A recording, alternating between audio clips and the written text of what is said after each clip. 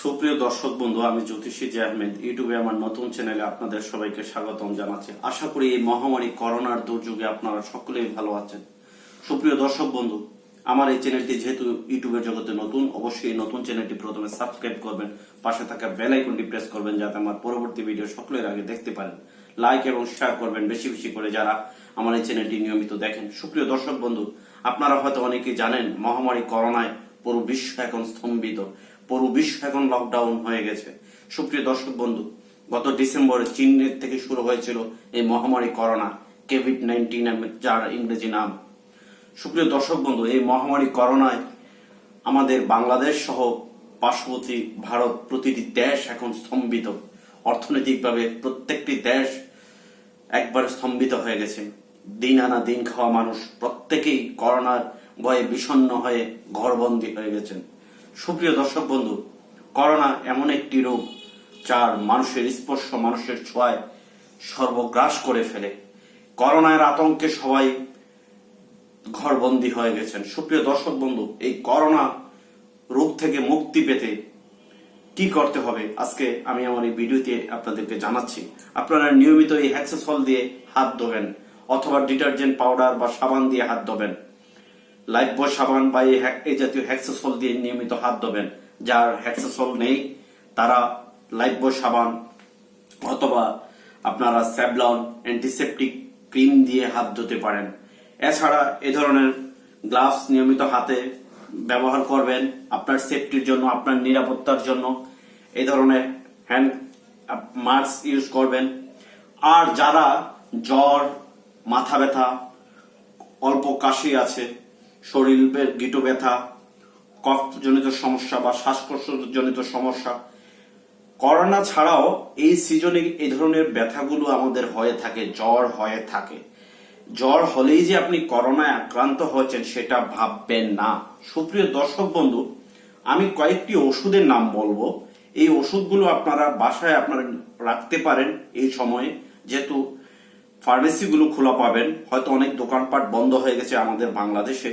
এই ফার্মেসিগুলোতে এই ওষুধগুলো সংগ্রহ করে আপনারা ঘরেও রাখতে পারেন। আপনি এই ওষুধগুলো দ্বিতীয় দিন বা তৃতীয় দিন আপনার জ্বর বা কাশি বা শরীর ব্যথা হলে বা শ্বাসকষ্টজনিত ব্যথা বা গলা ব্যথা হলে দ্বিতীয় দিন বা তৃতীয় দিন এই ওষুধগুলো খেতে পারেন। আমি প্রথমে যে ওষুধটির নাম বলবো, নাপা এক্সটেন 665 mg।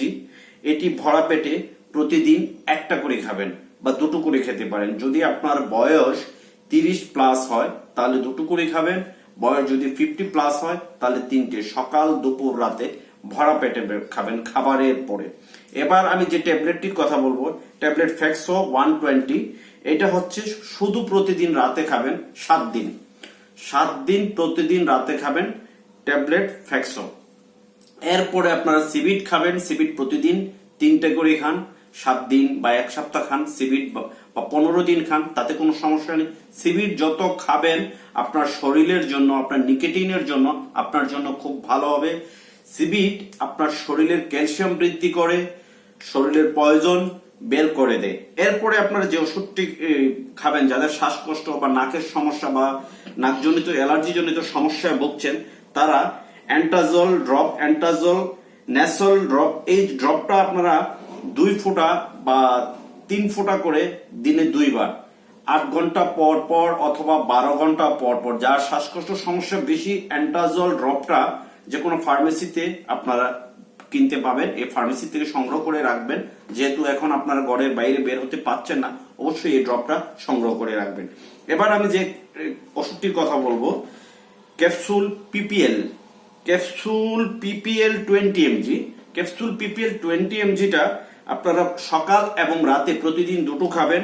এইটা খাবেন খাওয়ার 20 মিনিট পর, খাওয়ার 20 মিনিট আগে খাবেন। এইটি আপনি 3 দিন খাবেন। যদি আপনার শরীরে জ্বর থাকে, আপনার গলা ব্যথা থাকে, আপনার মাথা ব্যথা থাকে, আপনার হাঁটুতে বা পায়ে বা হাতে লিগামেন্ট গুলোতে যদি ব্যথা থাকে তাহলে খাবেন।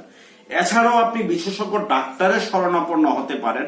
যেহেতু আমাদের বাংলাদেশ পুরো দেশটি অচল হয়ে গেছে, গাড়ি বন্ধ হয়ে গেছে, লঞ্চ বন্ধ হয়ে গেছে, ট্রেন বন্ধ হয়ে গেছে, বিমান তো বন্ধই হয়ে গেছে আরো আগে।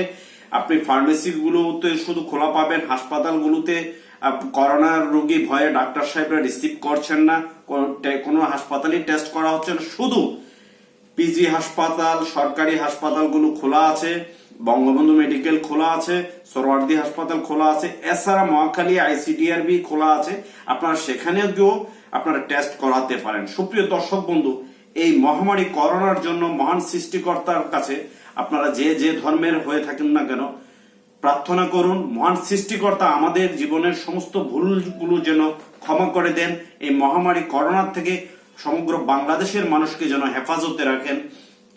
এরপর এই দোয়াটি আপনারা নিয়মিত পাঠ করুন, লা ইলাহা ইল্লা আনতা সুবহানাকা ইন্নী কুনতু মিনাজ জালিমিন। বেশি বেশি করে এই দোয়াগুলো পাঠ করেন, নামাজ পড়ুন, জিকির করুন, তাহাজ্জুদের নামাজ পড়ে মহান সৃষ্টিকর্তার কাছে কায় মনোবাক্যে আপনারা দোয়া করুন যেন করোনার এই মহামারীর থেকে আমাদের বাংলাদেশ সহ বিশ্বের সকল দেশের সকল মানুষ, সকল জাতির মানুষ যেন সুস্থ থাকে, হেফাজতে থাকে। আপনারা সকলেই ভালো থাকুন। আল্লাহ হাফেজ।